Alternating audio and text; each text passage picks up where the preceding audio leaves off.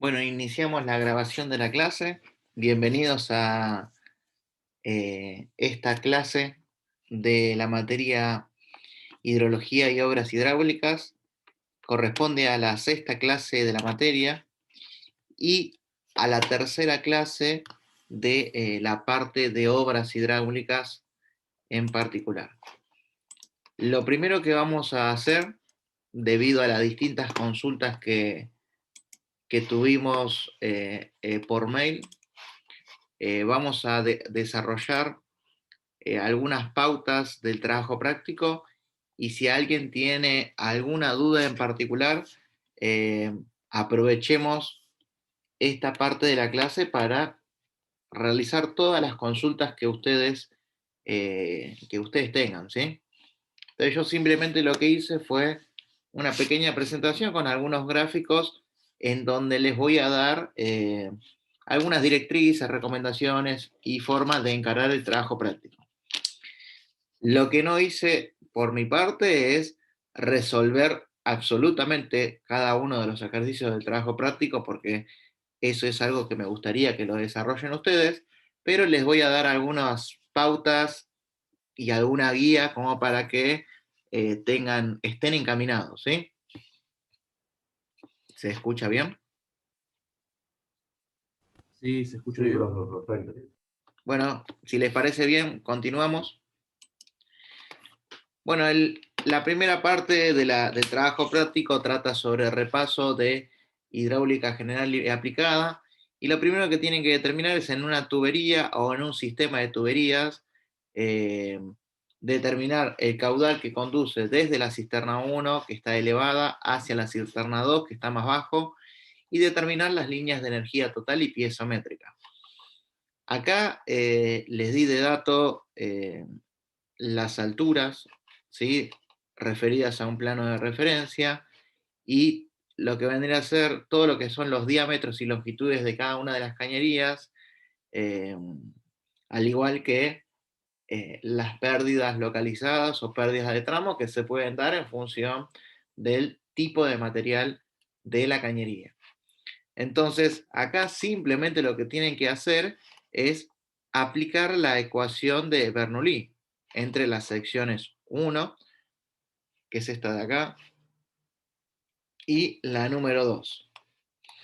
De la ecuación de Bernoulli ustedes pueden despejar los caudales, pueden determinar las líneas de energías piezométricas y totales, y pueden, digamos, bueno, tienen que calcular las pérdidas localizadas, cuánto valen las pérdidas por tramos y demás. Este es un ejercicio en donde con la simple resolución de la ecuación de Bernoulli pueden obtener los dos datos. ¿Alguien tiene alguna duda con este ejercicio en particular?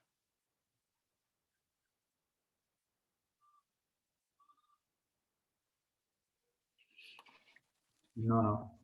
Bueno, ¿les parece? Seguimos entonces para el siguiente ejercicio de tubería. En este otro caso, acá nos pide determinar el diámetro de una tubería para conducir un caudal dado y suponer un nivel constante del depósito. Acá quizás lo único que les puede llegar a prestar la confusión es este valor de acá, ¿sí? Pero bueno, hagamos lo siguiente, si alguno de ustedes, porque este ejercicio se puede resolver de distintas formas y o distintas maneras. Entonces, simplemente lo que tienen que hacer es determinar Bernoulli, ¿sí? En este punto, para, en tal caso, obtener la velocidad de diseño en el punto al final, y con esa velocidad y con el diámetro de la tubería, es decir, pueden determinar la sección y el caudal. Eh, ¿Sí? O pueden, no sé, pueden aplicar las tablas adimensionales, pueden aplicar el diagrama de Rose-Moody, o pueden aplicar el que fuere, pero simplemente tienen que partir de la base de aplicar la ecuación de Bernoulli. Vamos al siguiente. Los siguientes ejercicios tratan sobre canales, ¿sí? Es decir, que el escurrimiento que va a ser a superficie libre en este caso, y es muy importante que ustedes determinen los elementos geométricos de un canal, ¿sí? O de las secciones de los canales. ¿Y cuáles son los elementos geométricos? Todos los que están acá. El tirante, que el tirante I, esperen que voy a marcar acá, es la distancia vertical desde el punto más bajo del canal hacia la superficie libre. Después tenemos el área hidráulica, que es el área del flujo en la sección transversal, o el área que ocupa el flujo en la sección transversal. Después tienen este parámetro de ancho de superficie libre, que es este ancho de acá, ¿sí? El ancho de la superficie libre, como bien lo indica. Tengan en cuenta lo siguiente, después vamos a ver cuando tengamos una clase más detallada de canales, vamos a ver que obviamente al canal hay que darle revanchas, ¿sí? Revanchas que van a ser del tipo constructiva, ¿sí?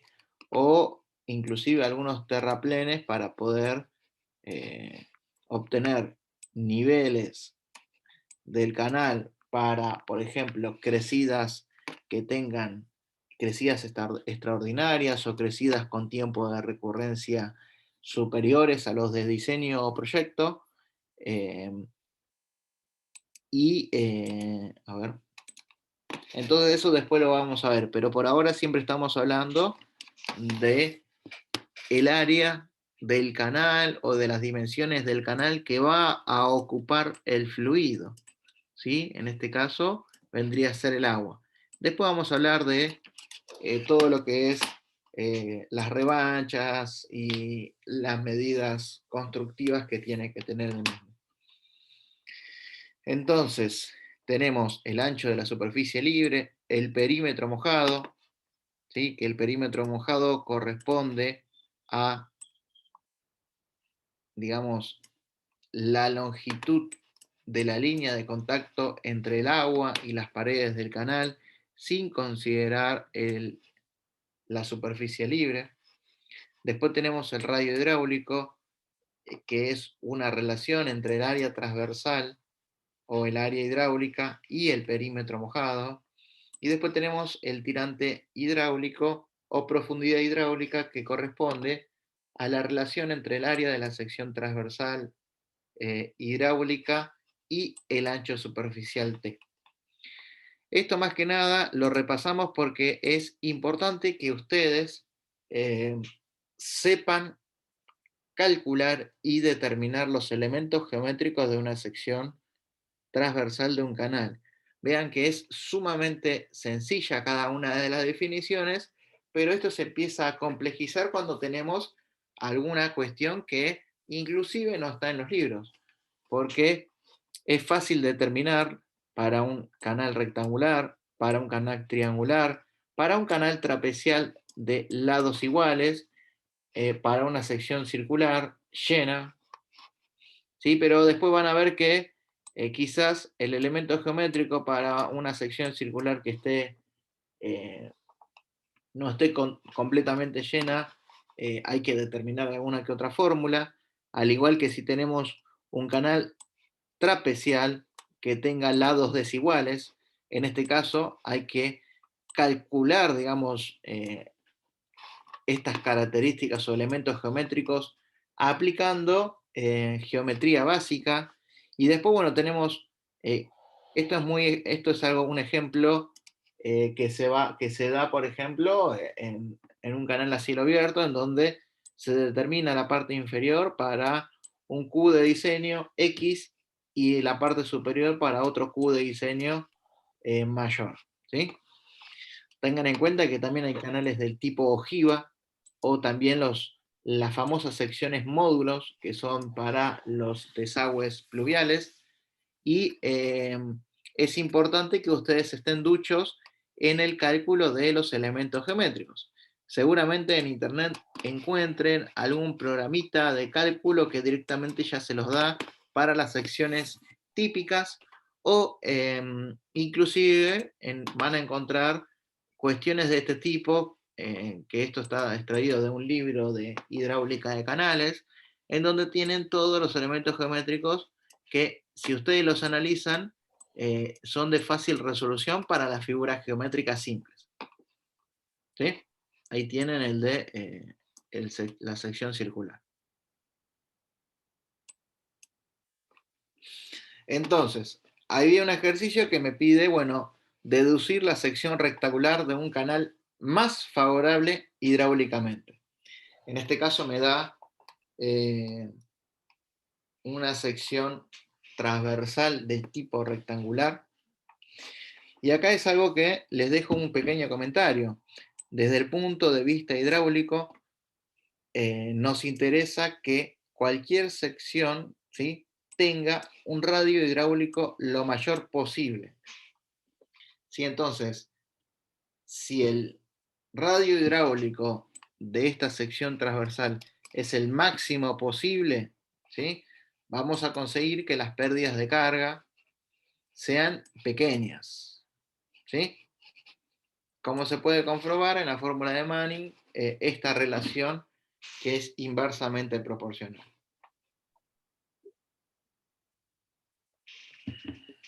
¿Sí? Entonces ustedes tienen que ver eso, ver cuál es la relación entre I y B que me determine el máximo radio hidráulico. Y de esa forma obtener un canal que tenga la mayor eficiencia hidráulica. ¿Sí? Seguimos. ¿Alguna consulta?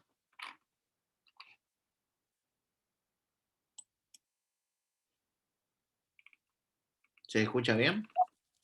Sí, por ahora bien, profesor. Ah, bueno. Todo bien. Todo bien. Bueno, muchas gracias por responder. La consigna 5 dice proyectar un canal de sección rectangular óptima, ¿sí? Este es óptima hidráulicamente, para un caudal y una pendiente y un número de Manning X. Entonces, acá les puse que este ejercicio se realiza con la solución del ejercicio anterior, que es esta que está acá, que la tienen que buscar.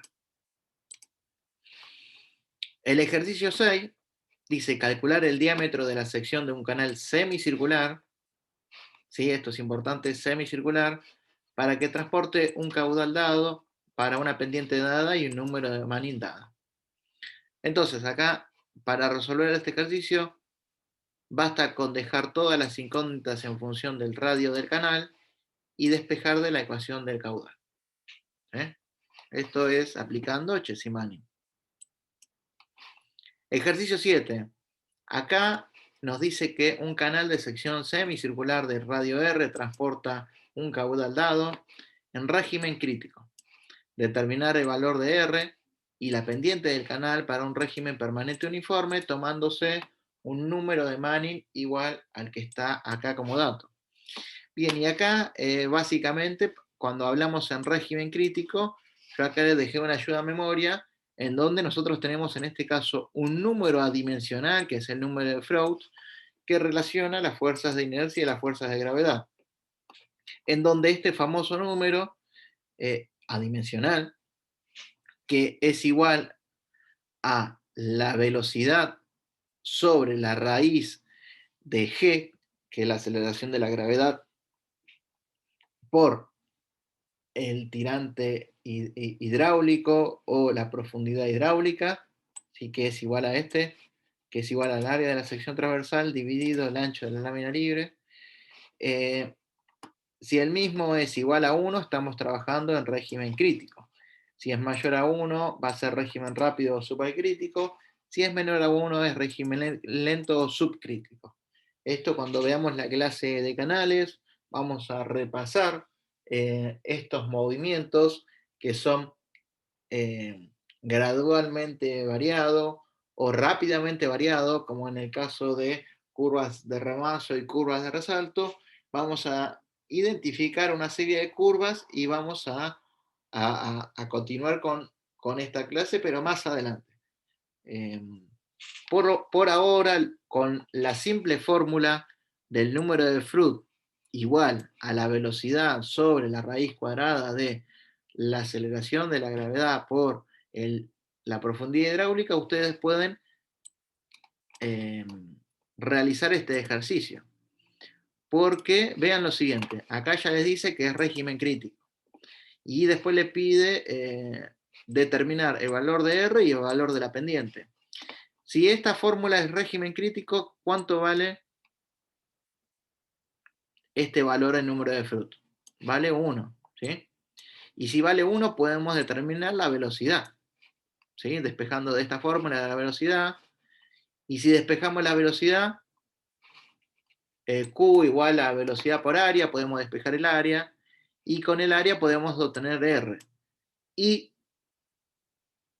después, despejando de la fórmula de Chesi-Manning, en donde tenemos la relación entre la velocidad y la pendiente de un canal, podemos obtener la pendiente crítica que al trabajar con velocidades críticas, porque el número de Freud es igual a 1, la pendiente también va a ser crítica. ¿Sí? ¿Se entendió?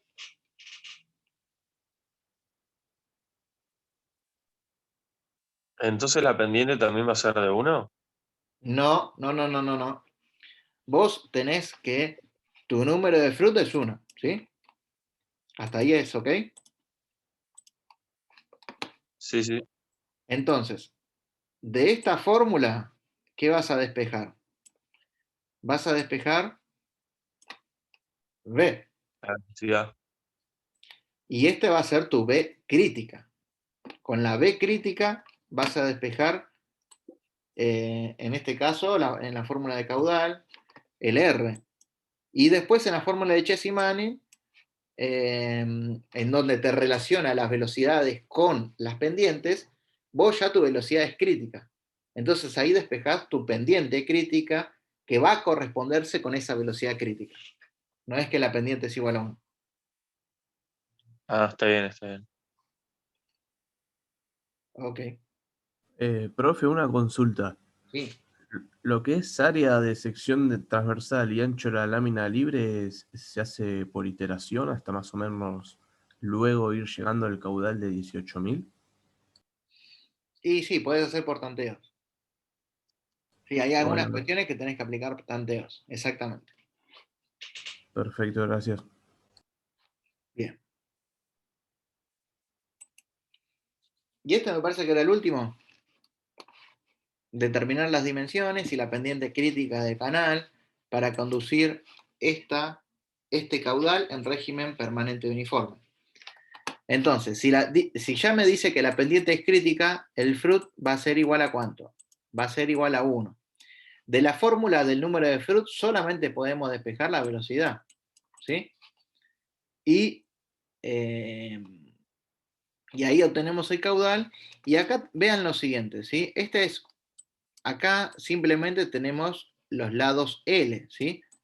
Nada más que me está representando. Y esta figura geométrica corresponde a ¿qué? Un trapecio. Un trapecio. Sí, un trapecio que en realidad es, si nosotros lo proyectamos, digamos, mediante o una eje de simetría, es un semihexágono, ¿sí? Un semihexágono que tiene todos los lados iguales, ¿sí? Entonces, ustedes tranquilamente pueden, o mediante esta relación de triángulos, ¿sí? Pueden obtener todas las características geométricas, ¿sí? De este semihexágono, y de ahí tengan en cuenta que tienen que hallar el perímetro mojado, que lo pueden hacer en función de los lados, el área en función de los lados, y eh, todas las características, los elementos geométricos en función de estos tres lados. Y de ahí pueden despejar el resto de las incógnitas.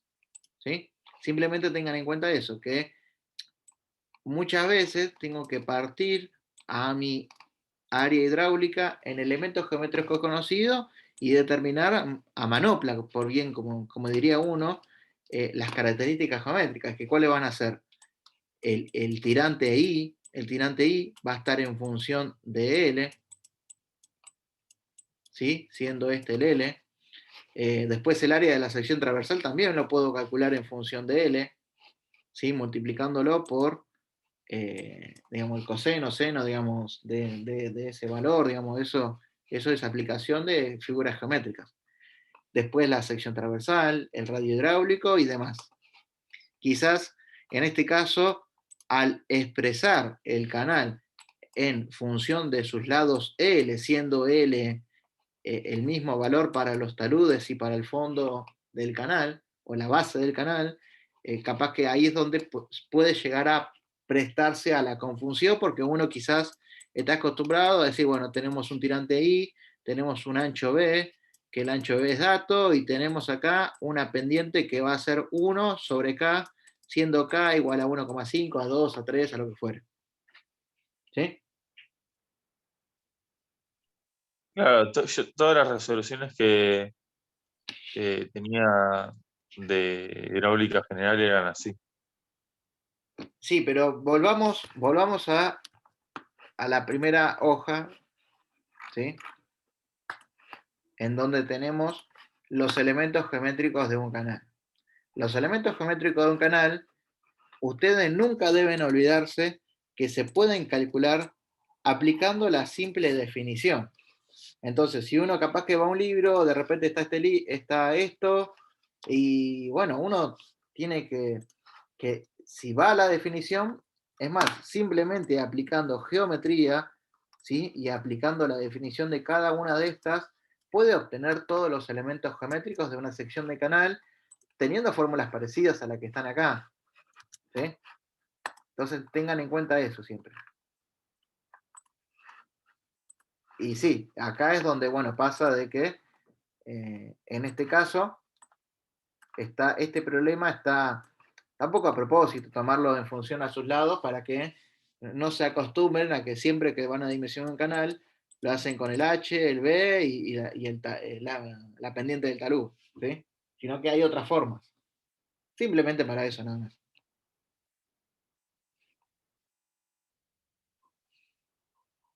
Entonces, directamente arrancamos como si fuese régimen crítico, profe, a encarar el ejercicio. Exactamente, exactamente. Fruit igual a 1, despejan velocidad y de ahí continúa. Bueno, digamos, casi parecida a la temática del ejercicio anterior. Exactamente. Perfecto, gracias. De nada. Bueno, les dejo, hasta acá era el trabajo práctico. Para aquellos que quieran desarrollar o practicar ejercicio del mismo tipo, acá les dejo un ejercicio número 9, uno número 10, uno número 11, 12 y 13. ¿Sí? Para que son ejercicios opcionales, pero si alguien quiere resolverlo y después tiene alguna duda, me manda por mail y le explico, digamos, la duda que tenga. ¿Sí? Vean acá, Bueno, vean que el número 13 vendría a ser la forma de representar un canal trapecial, que es como nosotros estamos habituados a ver. ¿Sí?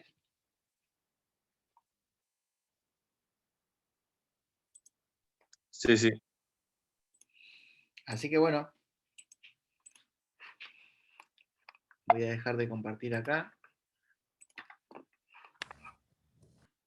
Así que bueno, espero que se haya entendido. Ahora lo que vamos a hacer es continuar con la unidad teórica del día de hoy.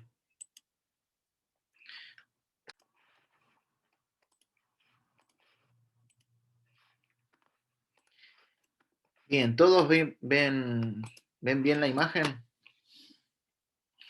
Sí, se ve bien. Sí, Bueno, en el día de hoy vamos a ver solicitaciones y estabilidad de presas. Así vamos a ver cuáles son las solicitaciones que gobiernan la estabilidad de una gran obra hidráulica. Y bueno, vamos a detallar o caracterizar cada una de ellas. Entonces, bueno, en este caso empezamos la presentación con una vista, ¿sí? Una vista de la presa Piedra del Águila ubicado en el río Limay, en Neuquén. ¿Sí? Esta es una vista desde aguas abajo hacia aguas arriba. Y tengan en cuenta lo siguiente, si nosotros, el sentido del escurrimiento, ¿están todos de acuerdo que es este que estoy marcando acá? Sí. Bien. Si nosotros nos paramos en el sentido del escurrimiento mirando hacia aguas abajo, vamos a decir por convención que este costado que está acá va a ser el costado o lado izquierdo, ¿sí? Y este costado que está acá va a ser el costado o lado derecho. Entonces, lo que podemos decir es que en el sentido del escurrimiento, sobre el estribo izquierdo está ubicado el vertedero de superficie de la presa Piedra del Águila. ¿Sí? Así que, bueno, acá vemos una imagen aérea. En este caso, Piedra del Águila es una presa de gravedad maciza, de hormigón, que tiene una altura importante. Podemos ver que el vertedero está ubicado en el cuerpo de la misma. Vemos que al pie tenemos la casa de máquinas o central hidroeléctrica.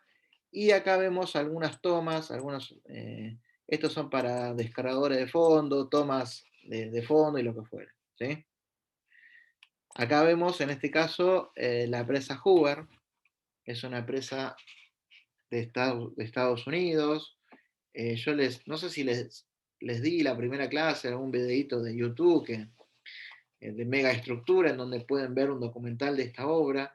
Es una obra icónica porque fue la primera obra en donde se realizaron avances tecnológicos del hormigón, que pudieron realizar, no sé, como la incorporación de hielos y agua fría en el agua de mezclado, la incorporación de una suerte de sistema de refrigeración de los bloques o del interior de la presa, para evitar el excesivo calor de hidratación, y también lo que vendría a ser el hormigonado por bloques para poder realizar el hormigonado en forma masiva sin problemas de la fisuración temprana producto de la contracción del fragüe o del excesivo calor de hidratación que tiene el hormigón, y mucho más en hormigones masivos. Entonces acá podemos ver las obras de toma, ¿sí? Podemos ver la central hidroeléctrica, aguas abajo de la misma. Esta es una presa del tipo arcogravedad, es decir, que las funciones van a ser, digamos, un poco en funcionamiento entre arco, un poco funcionamiento de gravedad. Y acá vemos esto que está acá, vendría a ser la embocadura o la parte superficial de un vertedero. En este caso es un vertedero lateral, ¿sí? Y después va seguramente por conducto, ¿sí? Vean que este vertedero lateral, el funcionamiento es muy similar al de un sumidero de un pavimento urbano, que después lo vamos a ver más en detalle. Vean que acá tenemos un vertedero lateral izquierdo y acá tenemos otro vertedero lateral derecho, ¿sí? Profesor, ¿le podría rogar que limpie un poco la pantalla porque no se distinguen algunas cosas bien? ¿Ahí? Sí, ahí, gracias. No, nada. Bueno, disculpen, parece que me gusta rayar la imagen como para irme marcando lo que ya dije de la imagen. Vamos a continuar. Y ahora sí vamos a hablar propiamente dicha de las solicitaciones, siendo todas estas solicitaciones las solicitaciones más representativas o más importantes o de mayor peso en la estabilidad de una presa. Vamos a ver que el peso propio cumple un rol muy importante, es la acción estabilizadora fundamental o más importante. Después tenemos lo que vendrían a ser el empuje hidrostático, alguna que otra acción hidrodinámica en los lugares donde tengo movimiento del agua, como ser en los vertederos, la presión intersticial o subpresión. Esto es algo que se descubrió en el siglo XX y que también cambió la metodología de diseño de presas de gravedad maciza, porque se descubrió que dentro del hormigón también había presión intersticial, producto de que es un medio poroso y por lo tanto habían cargas que no estaban establecidas, porque que no eran tenidas en cuenta en los proyectos de grandes presas. Después tenemos fuerzas sísmicas. Tengan en cuenta que por lo general este tipo de obras, al estar en zonas montañosas, tienen que tenerse estos recaudos de fuerzas sísmicas, y como ustedes seguramente deben conocer por otra materia, en nuestro país existe un mapa de zonificación sísmica que está dado por el reglamento CIRSOC 103, que define distintas zonas, ¿sí? De la 0 a la 4, siendo la zona 4 en las provincias de San Juan y Mendoza como zona sísmica muy importante, y zona sísmica 0 como ser acá en la provincia de Buenos Aires. Pero tengan en cuenta que, y el reglamento dice que para construcciones ordinarias no es necesario considerar las cargas o fuerzas de sismo en zonas sísmicas muy bajas o nulas, pero tengan en cuenta que, por ejemplo, para proyectar una obra que sea de mucha importancia, como ser una represa, como ser una planta de energía nuclear o lo que fuere, hay que tener en cuenta cargas sísmicas, por más que dentro de nuestro mapa de zonificación no se encuentre en una zona sísmica elevada. Después tenemos acciones menores, como ser empuje de sedimentos, acción del hielo, del viento. La variación de temperatura en estructuras hiperestáticas va a generar solicitaciones, y después tenemos alguna que otra que van a ser, que no son habituales, ¿sí? A ver, ahora después vamos a ver cuáles son, pero básicamente hay que tener en cuenta que las primeras que marqué son las más importantes.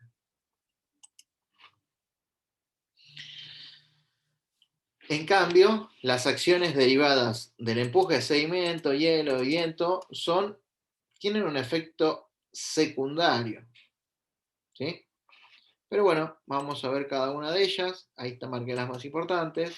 Acá vemos una sección transversal de una presa, y lo que podemos decir es lo siguiente: como presentan una gran extensión en su coronamiento, ¿sí? Estas son muy grandes,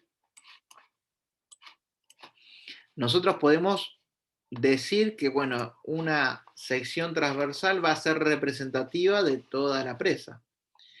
En el cambio, esto es en el caso de presa de gravedad maciza, de presa de gravedad aligerada, de presa de contrafuertes y demás, en donde con el simple análisis de una sección transversal podemos analizar cómo van a ser las solicitaciones y cómo van a ser, en este caso, las solicitaciones y reacciones que va a tener este tipo de obras.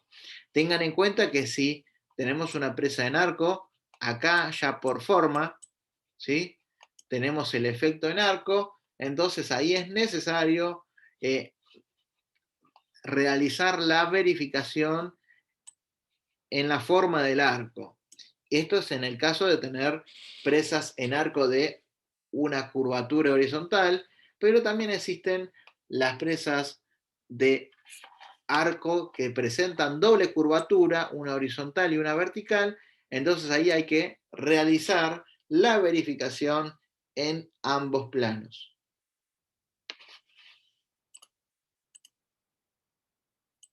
Entonces, vamos a hablar primero del peso propio. Siendo el peso propio la fuerza estabilizadora fundamental, ¿sí? vendría a actuar como si fuese una fuerza pasiva, permanente, que va a colaborar con la estabilidad y que en un proyecto está bien definida. ¿Sí? Bien definida. Lo que podemos decir es que, obviamente, por simplicidad, acá en este caso, en esta gráfica, está dividido el peso propio en secciones geométricas conocidas, ¿sí? Triángulos, rectángulos, lo que fuera. Tengan en cuenta lo siguiente, que nosotros para determinar el peso tenemos que multiplicar esta sección transversal por una franja de 1 metro de ancho, que es nuestro elemento de estudio, lo tenemos que multiplicar por el peso específico del hormigón. Que acá es donde uno puede decir, bueno, ¿cuánto adopto? 2200, 2400, 2300. Bueno, eso va a depender de la composición de los hormigones. Tengan en cuenta que estos son hormigones masivos y que por lo general no están armados. Solamente van a tener armadura en los lugares cercanas al coronamiento y seguramente en las proximidades de una galería.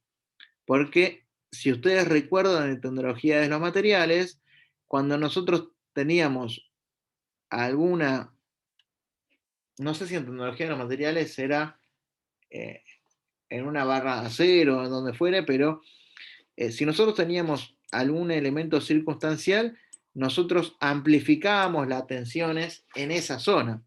Y esa amplificación de tensiones hace que toda la zona alrededor de una galería esté fuertemente armada. Entonces, podemos decir que a los fines prácticos, el peso específico del hormigón puede ser de un valor de 2.300 kilos por metro cúbico. ¿Sí?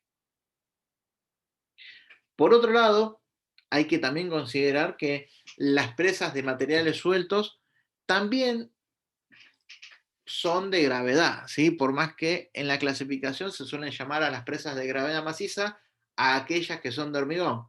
Es decir, que van a soportar los empujes desestabilizantes o las fuerzas desestabilizantes con su peso propio. Y en una presa de materiales sueltos, el peso específico de cada uno de los estratos o capas va a depender ¿de qué? Del peso unitario, del peso específico de cada uno de los materiales.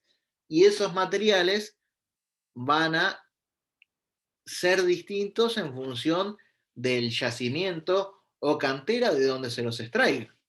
Entonces, en el caso de tener variaciones de los pesos específicos de los materiales, de las capas de presa de materiales sueltos, en donde sean superiores al 2%, hay que recalcularlo. ¿Sí? ¿Se entendió? Entonces hay que prestar atención en los estudios de la composición de los materiales de las canteras.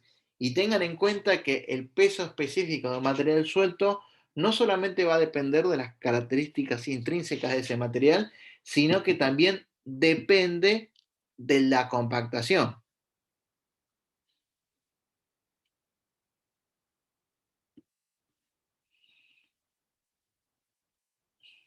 ¿Sí?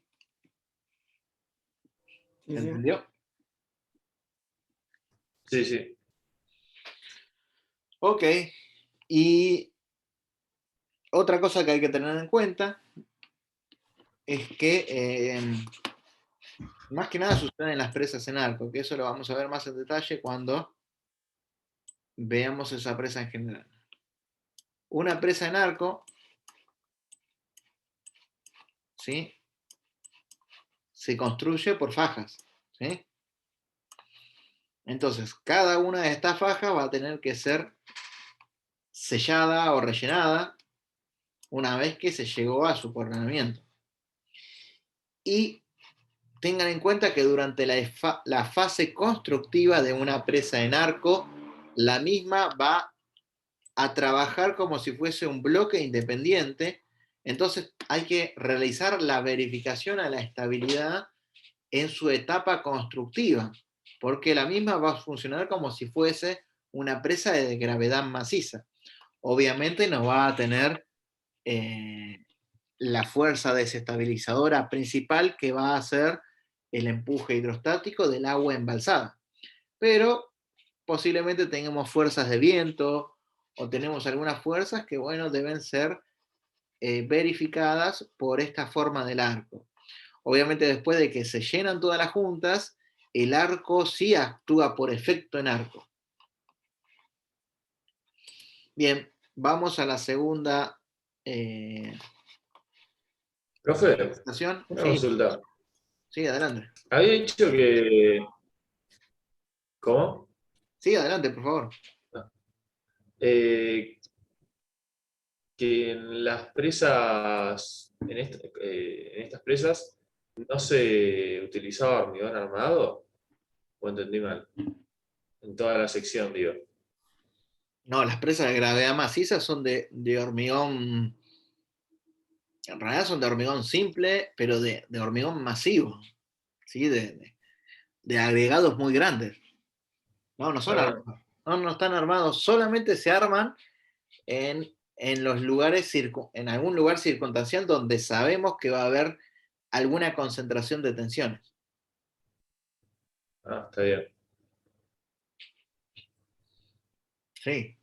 Podría llegar a tener alguna armadura constructiva para el tema de la fisuración, pero no. No se calcula como si fuese, por ejemplo, una estructura de hormigón armado típica para un edificio, en donde sí o sí ahí necesitamos, como tenemos esfuerzo de tracción, necesitamos obtener la armadura para soportar esos esfuerzos de tracción. Después vamos a ver que hay presas que sí son armadas, que son, por ejemplo, las presas de contrafuerte, que son losas que soportan el embalse, apoyadas en los contrafuertes, y que está fuertemente armado. Y son piezas de secciones esbeltas, finitas, digamos, que hay que controlar más la fisuración y en donde es importante evitar de que el agua ingrese al interior de las armaduras. Porque imagínense,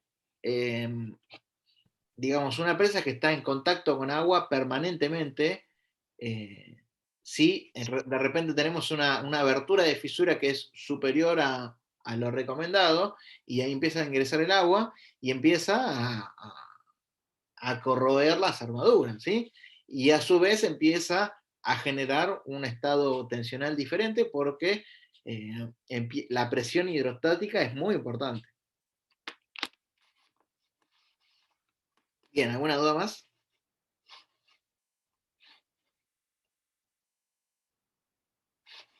¿Continuamos? Sí, sí. Bueno, acá un poco lo que les decía hace un ratito.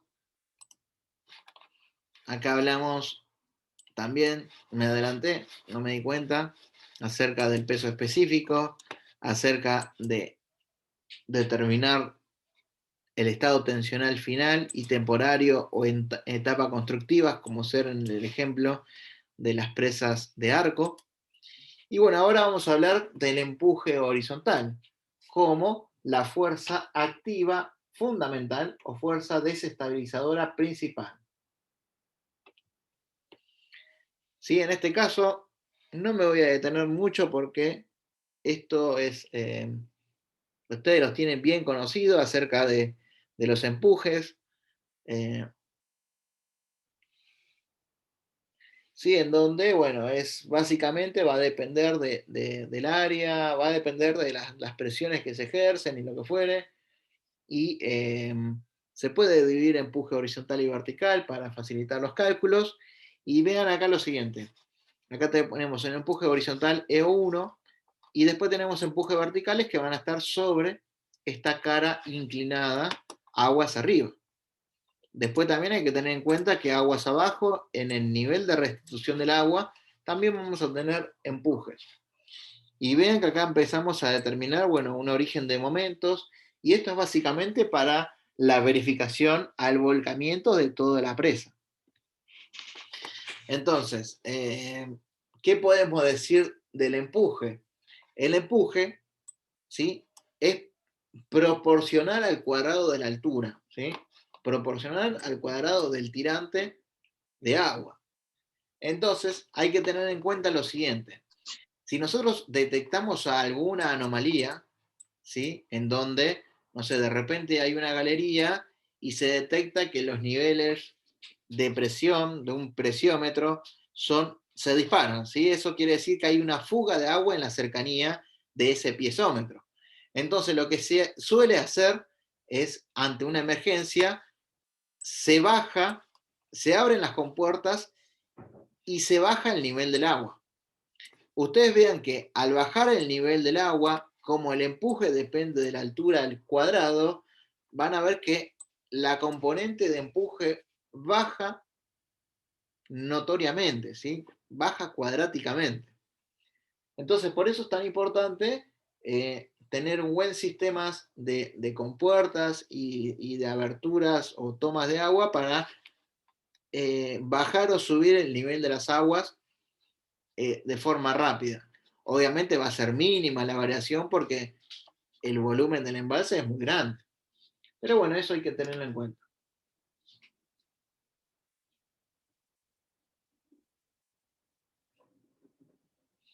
Bien. Esto es empresas, esta es una sección transversal de una presa de gravedad maciza de hormigón, ¿sí? Pero bueno, ¿qué es lo que sucede en presas en arco con una curvatura vertical? Acá vemos, este es el ejemplito que ustedes veían en hidráulica general y aplicada, en donde si tenemos una compuerta, vamos a tener empujes horizontales y empujes verticales. Los empujes verticales, ¿sí?, van a tener un sentido en la parte superior, en la cara de contacto superior, y van a tener otro sentido en la cara de contacto inferior. Bueno, en este caso, nosotros vamos a tener un empuje vertical resultante, ¿sí?, que va a ser la diferencia entre estos dos diagramas, y bueno, hay que tenerlo en cuenta el efecto de levantamiento que produce el empuje vertical en presas en arco con curvatura vertical. Entonces acá podemos llegar a la conclusión, viendo la figura anterior, en donde el empuje vertical colabora con la estabilidad de la presa en presas que tengan una inclinación en el talud superior o el talud de aguas arriba de la misma, y no colabora en presas en arco con curvatura vertical por esto que vemos acá. ¿Sí? Eso es algo que hay que tener en cuenta.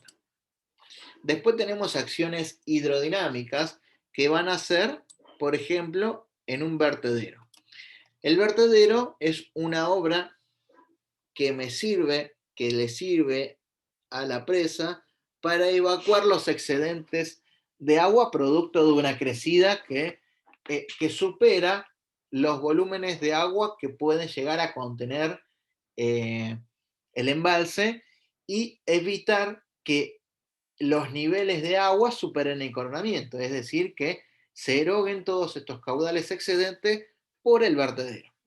Entonces vean lo siguiente, en el vertedero no tengo, por más que tenga una carga hidrostática, también voy a tener una carga hidrodinámica, ¿sí?, producto del agua en movimiento. Y si yo tengo un tubo de corriente, que acá podemos identificar como si este fuese un tubo de corriente, vean que inclusive aumenta la altura, que vamos a tener un caudal con un B1 y ese mismo caudal con un B2, una altura 2 y lo que fuere. ¿Qué es lo que sucede acá? ¿Sí? Hay una acción dinámica, ¿sí? Una acción dinámica por el cambio del vector posición-velocidad, que va a hacer que vamos a tener una reacción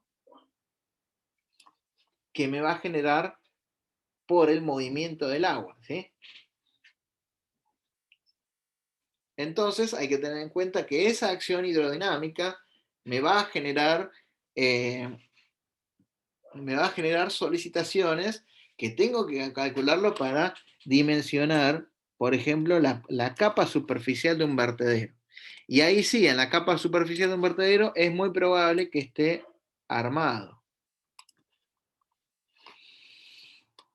Bien, sigamos adelante. Acá vemos un ejemplito de un vertedero en funcionamiento y vean la fuerza del agua, ¿sí? La fuerza del agua, cómo actúa y cómo acá tenemos inclusive dados que son disipadores, ¿sí? Para que no baje con tanta energía el agua.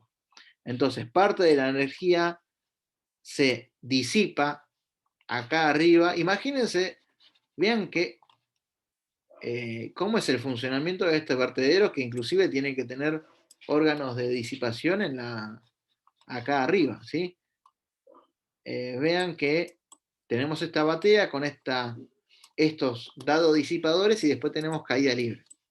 Vean lo que genera la caída libre en esa fosa, ¿sí? Por lo general esta es una fosa destinada a la erosión, producto de la caída libre del agua que impacta con una gran energía. Bien, después tenemos otra solicitación, que es la presión intersticial o también denominada subpresión. Entonces, acá podemos decir de que el hormigón y los macizos de fundación son permeables. Esa es una hipótesis que anterior al siglo XX no se tenía en cuenta y empezaron a realizarse con el afán de realizar presas más altas en Europa. Empezaron a desarrollarse y también con el advenimiento del hormigón, allá por el 1800, por ahí, se empezaron a construir presas de hormigón cada vez más altas y con taludes cada vez más empinados, ¿sí? Esta es una taludes aguas abajo cada vez más empinados. Entonces empezaron a haber una serie de fallas en Francia y en España que empezaron a preocupar a los ingenieros que se dedicaban a hacer presas de hormigón. Entonces, en función a los casos de rotura que hubieron, determinaron, bueno, esta hipótesis que es que el hormigón también va a ser permeable, va a ser permeable con una tasa de permeabilidad que es prácticamente nula, pero que de acá a 20 años, a 30 años, a 50 años, toda ese medio poroso con muy, muy baja permeabilidad empieza a generar una red de flujo en su interior y eso va a hacer que al generarse esa red de flujo, el interior de ese medio poroso entre en carga y eso va a generar que haya el fenómeno de subpresión. A ver si tengo una fotito. Bueno, acá está. Esto es mejor. Vamos a ver que no solamente está la red de flujo del suelo, sino que también vamos a suponer que va a haber una red de flujo en el interior de la presa. Volvemos para atrás. Entonces, lo que hay que estudiar, ¿sí?, es el deslizamiento de las posibles superficies con debilidad particular en donde se introduce la presión intersticial. Vendría a ser, y la superficie de deslizamiento habitual que se suele utilizar en los cálculos de estabilidad del deslizamiento de una presa, ¿cuál va a ser? Va a ser la del contacto, ¿sí?, hormigón, roca de fundación. Entonces este es un plano que es horizontal o también puede llegar a ser subhorizontal, es decir, no tan horizontal, y acá es donde se va a analizar cuáles van a ser las cargas de la subpresión.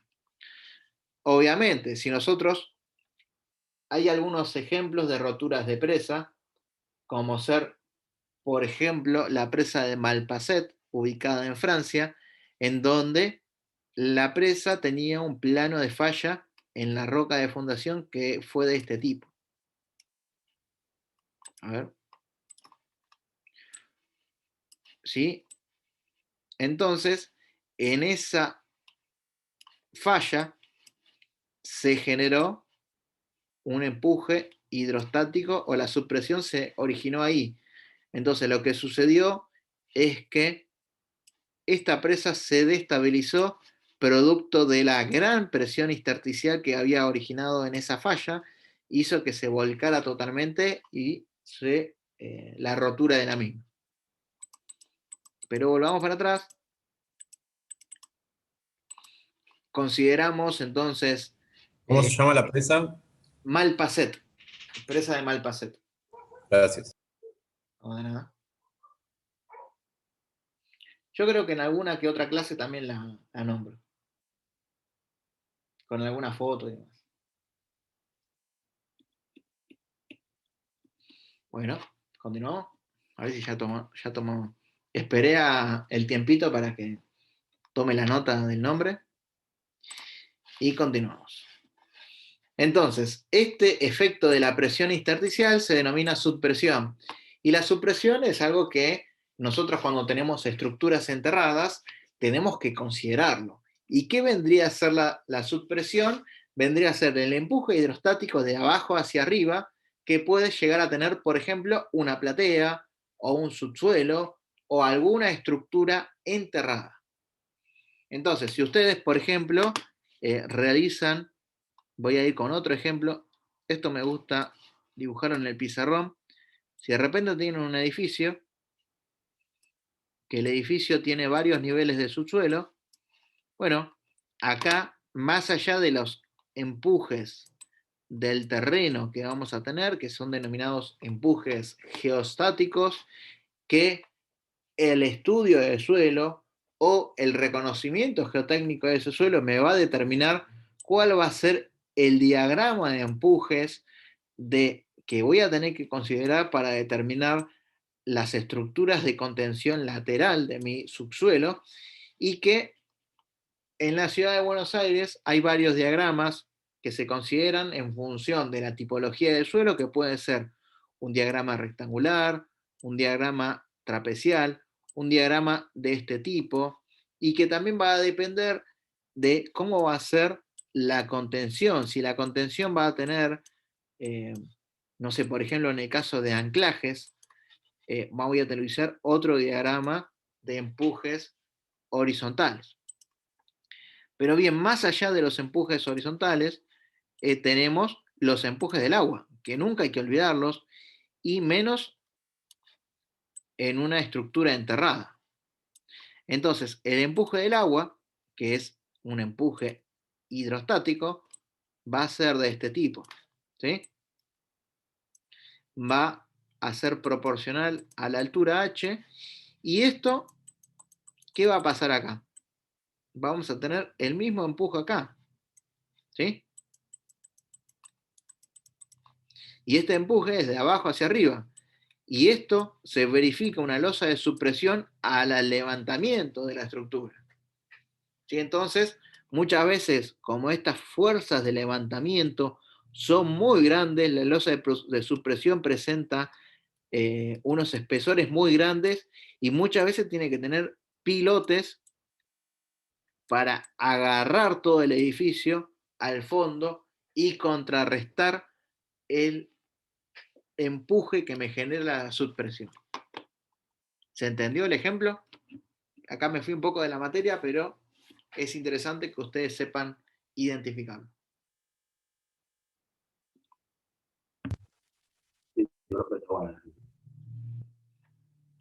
Ok, bueno, voy a seguir. Entonces, como bien les decía, la superficie de mayor compromiso es el contacto hormigón-roca, y bueno, todo esto les sigo diciendo. Bueno, acá es un poco de teoría, esto lo van a ver más en el apunte, en donde el flujo del agua en un medio poroso o permeable fue estudiado por la mecánica de los suelos y tenemos algunas ecuaciones que me va a permitir obtener cómo van a ser las líneas de corriente y las líneas piezométricas o que van a ser equipotenciales y que, bueno, está la ecuación de Laplace que determina algunos casos que no me voy a detener porque eso es algo de la materia de geotecnia, pero determina cómo son esas leyes del flujo de agua en medios porosos. Por lo pronto, nosotros vamos a obtener un diagrama simplificado de la misma. Vamos a decir de que la presa algún día va a entrar en carga. Al entrar en carga se van a generar las fuerzas de subpresión. Es muy probable que al principio de la obra, como no está en carga la presa, la fuerza de subpresión sea nula, pero una vez que entre en carga hay que considerarla. Y para considerarla, sí hay que tener en cuenta esto que está acá. Obviamente, el diagrama teórico es el que les acabo de marcar, en donde en este punto de acá, ¿cuánto va a valer la carga de presión? Va a ser igual a ¿qué? A gamma por H1, siendo H1 esta altura. Y esto me va a dar este extremo de mi diagrama trapecial de subpresiones. Y este otro extremo, que es aguas abajo, va a ser igual a gamma por H2, ¿sí? Es decir, por el nivel de restitución del río aguas abajo de la presa. Y me va a dar este otro nivel. Uniendo ambos niveles voy a tener el diagrama de presiones de subpresión, que es el caso más desfavorable. Pero hay que tener en cuenta que nosotros a las presas les colocamos lo que se denomina la pantalla impermeable, que es esto que está acá. Esto que está acá es la pantalla impermeable, y la pantalla impermeable me va a controlar a la subpresión y me va a generar que la misma disminuye notablemente porque altera la red de flujo de agua, ¿sí? Genera un camino más sinuoso y esto hace que perdamos presión y perdamos velocidad producto de la mayor circulación que tiene que realizar el agua para moverse en el medio poroso. Entonces, esto también a su vez ayuda mucho a tener una pantalla de impermeabilización, aguas arriba de la presa, aguas abajo inmediatamente de la misma. También es conveniente tener un drenaje porque la pantalla de impermeabilización no es teóricamente impermeable, sino que hay pequeñas filtraciones que deben ser interceptadas por algún drenaje vertical, y de este tiene que ser irrigado afuera de la presa. Y bueno, ustedes me podrán decir, bueno, ¿cómo realizo una pantalla impermeable? ¿Alguno de ustedes tiene alguna noción de cómo se realiza una pantalla impermeable de una presa? ¿O qué imaginan ustedes? ¿Con algún hormigón especial? Sí, puede ser de hormigón o puede ser de lechada de cemento también. En el caso de ser de hormigón, es cuando yo efectúo un muro colado. Un muro colado de espesor 50, 60, 70 centímetros y que sea todo continuo durante todo el eje de la presa, ¿sí? Durante toda la cerrada. Otra forma de realizar la pantalla es mediante la perforación y la inyección de lechada de cemento a presión.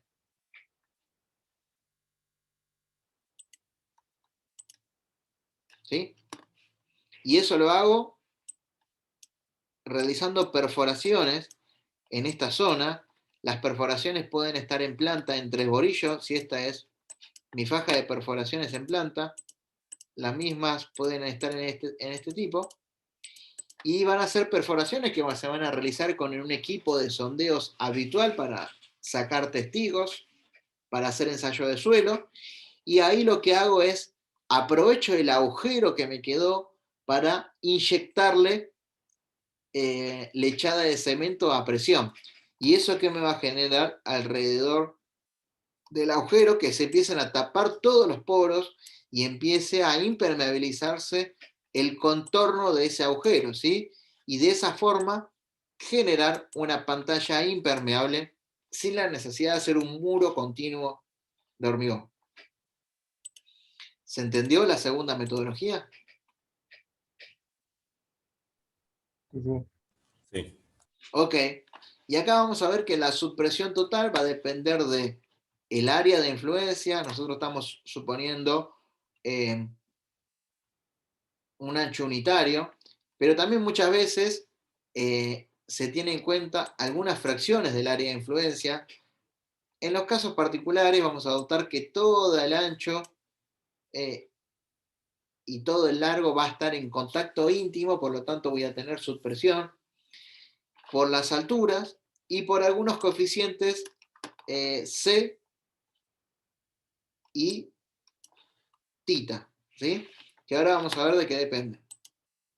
Básicamente estos coeficientes van a depender de la altura de la presa, si la misma es mediana o alta. Acá vemos bien hasta dónde definimos la altura de la presa. Esos coeficientes van a depender del tipo de roca de cimentación. Obviamente, si tenemos una roca buena y compacta, vamos a tener mejores condiciones, por lo tanto va a ser más impermeable y voy a tener menos red de drenaje. Después, si tenemos pantalla impermeabilizadora o no, y vemos cómo es la variación de este ángulo tita, en donde vean lo siguiente. El mismo varía de 1 a 0,5, ¿sí?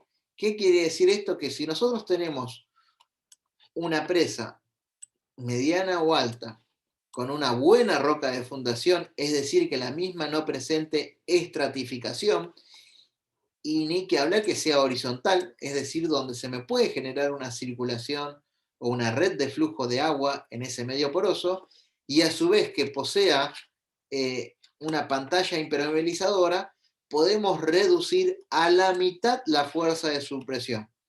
Es interesante porque esto implica que todo esto que tenemos acá, todo este diagrama de subpresiones se reduzca a la mitad. ¿Sí?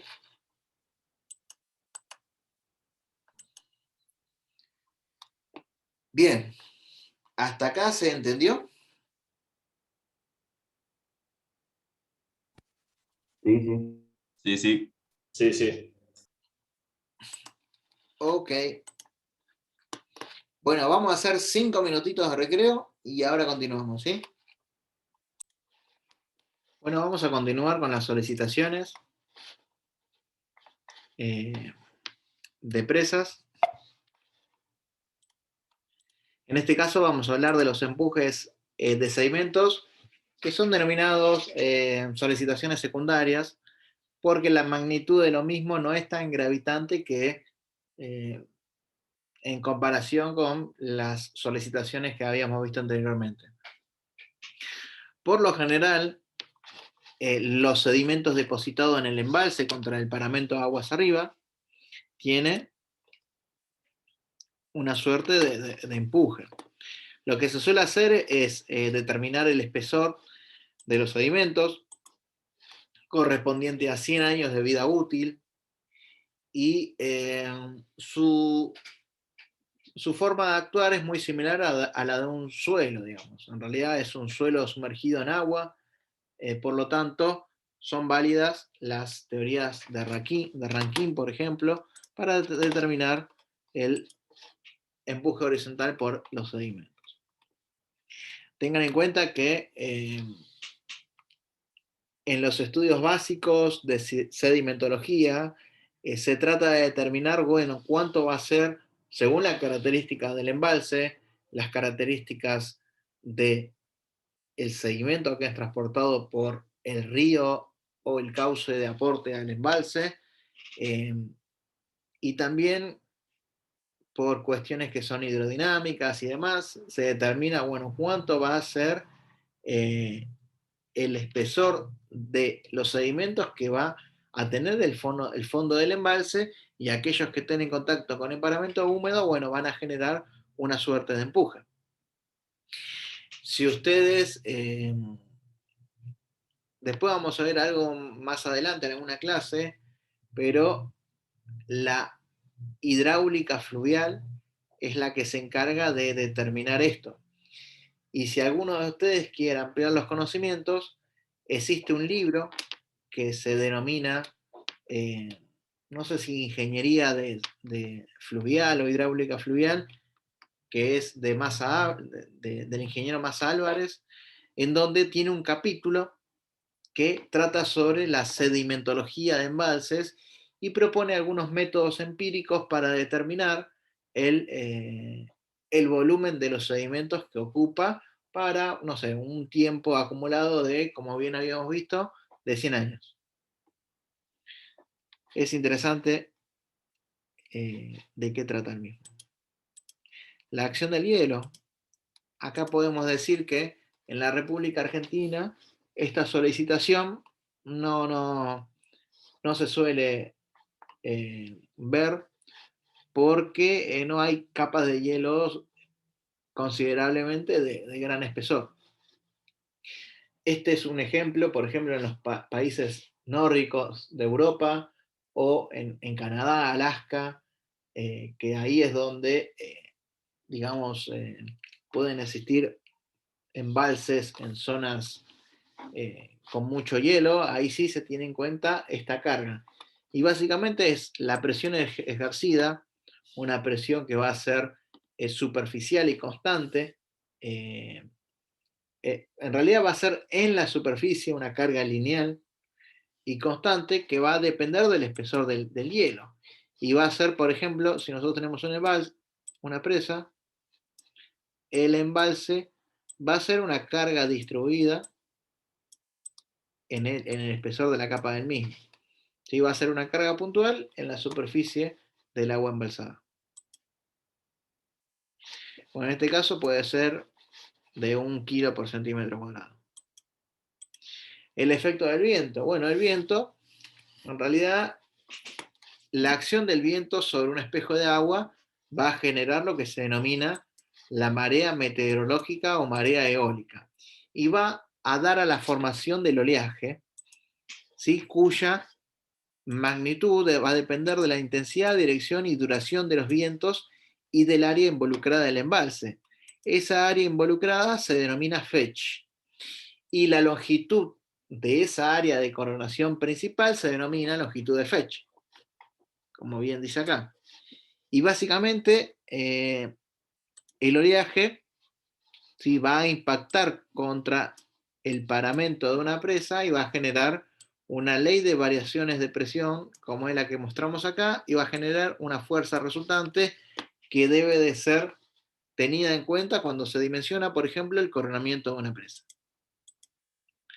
Los sismos también van a generar efectos en las presas, hay que tenerlo en cuenta en la etapa de construcción y en la etapa de operación. ¿Sí? Y acá vemos el mapa de zona sísmica de la República Argentina y un poco lo que le había dicho anteriormente, donde tenemos, nosotros en la provincia de Buenos Aires estamos en la zona sísmica 0, que es muy reducida, y las provincias de San Juan y Mendoza están, por ejemplo, en la zona sísmica número 4, que es de alta sismicidad.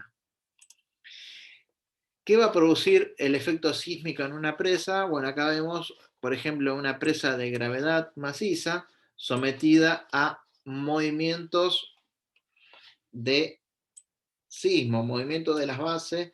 Obviamente el sismo va a generar un corte basal, ¿sí? Una fuerza basal en la base del mismo, y vean que tenemos zonas de tensiones no deseadas, que estas tensiones no deseadas producto del movimiento sísmico va a generar, por ejemplo, que existan tracciones, y estas tracciones en el hormigón que no es armado va a generar fisuras, y si los anchos de fisuras son superiores a los que me dice la norma, puede entrar el agua e inclusive puede generar alguna situación desfavorable. En el caso de presas en arco que están sometidas al efecto sísmico, vean lo que puede hacer. Entre las distintas juntas de los módulos de las presas de arco, puede generar la apertura de estas juntas, que son juntas de contracción, ¿sí? Que nunca deben de ser abiertas, porque si no, no se puede realizar el efecto arco, ¿sí? Que es lo que nosotros queremos. Entonces se pueden generar fisuras horizontales o fisuras del tipo verticales o apertura de estas juntas de contracción. Después, el efecto de la temperatura. Hay que tener en cuenta que en estructuras hiperestáticas la variación de la temperatura va a generar una solicitación, y que, por ejemplo, las presas que son del tipo hiperestática van a ser los arcos, y las de bóvedas múltiples o de arcos múltiples. En otro tipo de presas, por lo general, hay dilataciones que van a ser absorbidas por juntas funcionales, ¿sí? Entonces, por lo general tienden a ser bloques macizos isostáticos. Bien, una vez que citamos a las distintas solicitaciones, pasamos a las combinaciones de estas solicitaciones, y podemos decir que las combinaciones son, básicamente vamos a tener distintos tipos de combinaciones o solicitaciones. O podemos enmarcar a las solicitaciones en normales, accidentales y extremas. Y, a ver, las solicitaciones normales son las que vemos acá, las accidentales son estas y las extremas son estas.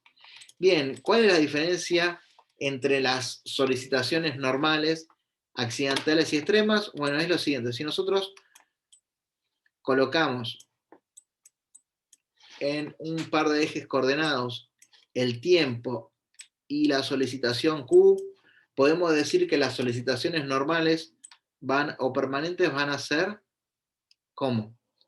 Constante a lo largo del tiempo, ¿sí?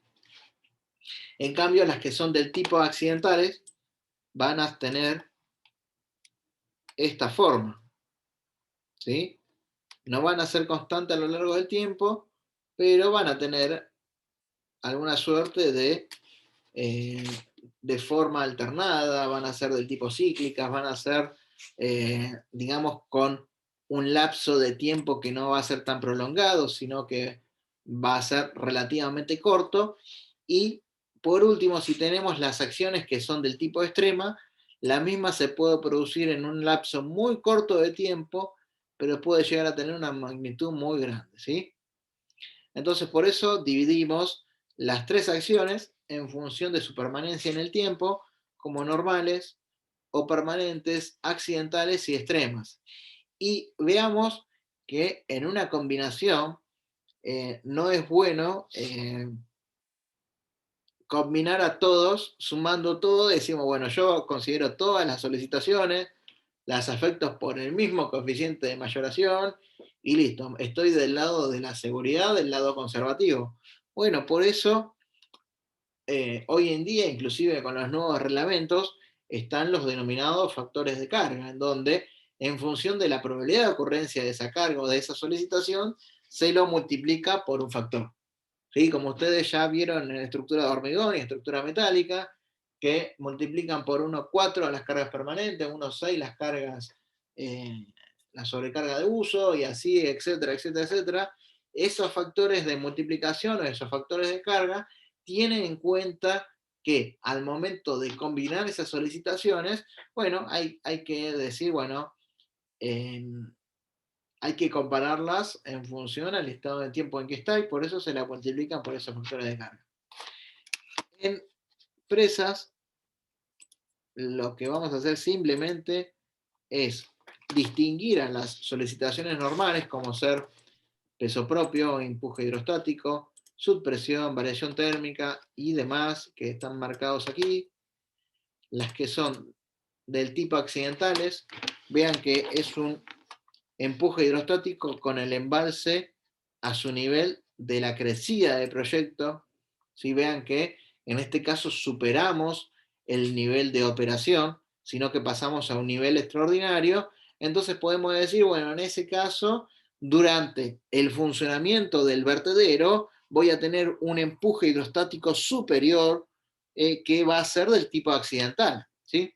¿Recuerdan ustedes la sección transversal de una presa donde teníamos niveles característicos medios o operativos, el máximo operativo, el mínimo operativo, y después teníamos niveles extraordinarios, ¿sí? Máximo maximorum, máximo extraordinario o máximo de crecidas, y los mínimos minimorum, ¿sí? Y que si nosotros superábamos los niveles operativos, en este caso la cresta del vertedero estaba por acá, ¿sí? Entonces todo esto es el tirante de agua por encima del vertedero. Eso no quiere decir que durante el funcionamiento del vertedero para evacuar la crecida de diseño de este vertedero, en el resto de la presa tengamos empujes hidrostáticos que sean hasta este nivel. Entonces, en ese caso, ese va a ser una carga o solicitación accidental, en donde el empuje hidrostático va a estar con el nivel de la crecida de proyecto o el nivel máximo extraordinario. Un segundo ejemplo de solicitación accidental es el efecto sísmico, ¿sí? El sísmico es, ya por su naturaleza, una acción accidental, pero el sismo de proyecto puede tener, por ejemplo, un TR de 100 años, ¿sí? En cambio, un sismo extremo, que es un sismo que puede llegar a tener un TR de 1000 años, ¿sí? Obviamente, la magnitud de un sismo de 100 años es muy inferior a la magnitud de un sismo de 1000 años. Pero la probabilidad de ocurrencia de un sismo de 1000 años es muy superior, perdón, es muy inferior a la probabilidad de ocurrencia de un sismo de proyecto. Vean también otra situación accidental, que es la subpresión con un dren ineficaz. ¿Qué quiere decir esto? Es que en condiciones normales y operativas, nosotros tenemos una sección transversal de una presa que tiene un embalse y acá va a tener un dren, y decimos, bueno, en una instancia normal el dren va a funcionar bien, pero en una situación accidental, el dren y la pantalla de inframericización ocurrió, no sé, un pequeño sismo y se cortó el dren, y bueno, esto, en vez de tener un diagrama de este tipo de supresiones, bueno, pasa a tener un diagrama de este tipo, ¿sí? Ese puede ser una situación accidental. Obviamente hay que tener en cuenta siempre los efectos a embalse vacío y a embalse lleno, es decir, durante la instancia constructiva de la obra y durante la instancia operativa de la obra, de la obra. Y vean que en este caso a embalse vacío vamos a tener peso propio, algún que otro efecto térmico, y a embalse lleno obviamente voy a tener el empuje hidrostático del agua embalsada. Esa agua embalsada me va a generar una red de flujo en el interior de la roca que me va a generar efectos de supresión, y voy a tener, bueno, efectos térmicos, de sedimento, oleaje, lo que fuera. Una situación accidental también a embalse lleno y a embalse vacío. Vean que en este caso tenemos peso propio, efectos térmicos y efectos sísmicos, y a embalse lleno tenemos todo lo que dicen acá: peso propio, empuje hidrostático, subpresión con dren ineficaz, no, perdón, con dren eficaz en una situación accidental y demás. Esto después léenlo con detenimiento. Y en una situación accidental, o extrema, mejor dicho, en este caso tenemos las peores condicionantes, y acá es simplemente para determinar el análisis de riesgo de la presa, ¿sí? Ver si, a ver, digamos, esto es como el ejemplo de diseño sísmico de una estructura. Bueno, la estructura se plastificó totalmente, las rótulas por diseño se realizaron en las vigas y no en la columna, no se colapsó totalmente el edificio, entró en ruina parcial, se generaron rótulas plásticas, pero no se cayó totalmente y no se murió la gente que estaba en el interior del edificio. Entonces esto es algo parecido. Bien. Después de ver las solicitaciones y ver las combinaciones de solicitaciones, pasamos a determinar las estabilidades. Acá les quiero decir que las estabilidades van a ser del tipo global, ¿sí? Entonces, lo primero que tenemos que analizar es la estabilidad estática, es decir, las ecuaciones del equilibrio que son las que vemos acá, son las simples ecuaciones que vemos en la estática o en estabilidad 1, en donde toda la sumatoria de fuerzas y de momentos aplicados en un punto tiene que ser igual a 0. No voy a detener en esto. Después tenemos que tener una estabilidad horizontal, es decir, que sea estable al deslizamiento. El deslizamiento, porque todas las fuerzas van a producir que la presa se deslice. Bueno, vamos a tener que el peso propio de la fuerza y la fricción en el contacto de suelo o presa roca me va a generar un rozamiento, que ese rozamiento, esa resistencia al rozamiento, tiene que ser superior a las fuerzas deslizantes. Después tenemos la estabilidad vertical, que en este caso hablamos sobre las tensiones en el terreno, ¿sí? Estas son tensiones, y esta es la formulita de la resistencia de los materiales, en donde tenemos fuerzas sobre áreas, es decir, tensiones normales, y momentos sobre módulo de inercia.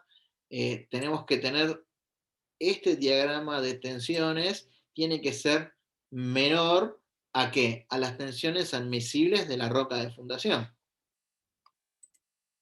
La estabilidad del volcamiento es, como su nombre lo indica, ¿sí?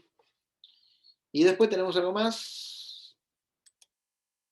Nada más. Después tenemos algunas hipótesis fundamentales de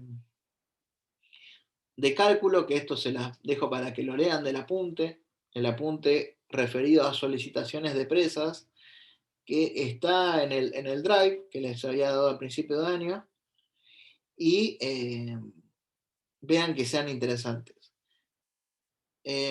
Otro tema que me estoy olvidando, cuando vemos la parte de sismo, cuando se llena el embalse, se produce un pequeño sismo inducido por el llenado del embalse. En el apunte lo van a ver con algo más en detalle, y es algo interesante porque hay que tener en cuenta también como una condición, ¿sí? Una solicitación. Esta es la bibliografía, y bueno, acá hay una frase de una presa de San Juan que después es interesante. Antes la leía a todos, pero se lo dejo para ustedes. Vean que el agua para San Juan es lo mismo que la sangre para el cuerpo humano.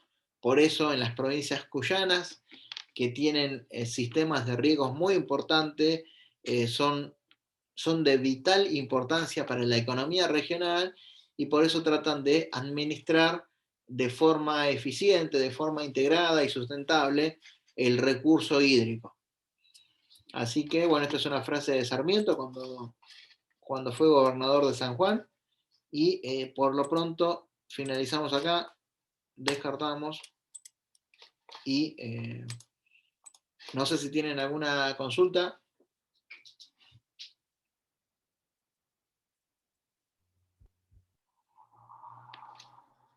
No, profe, ninguna consulta.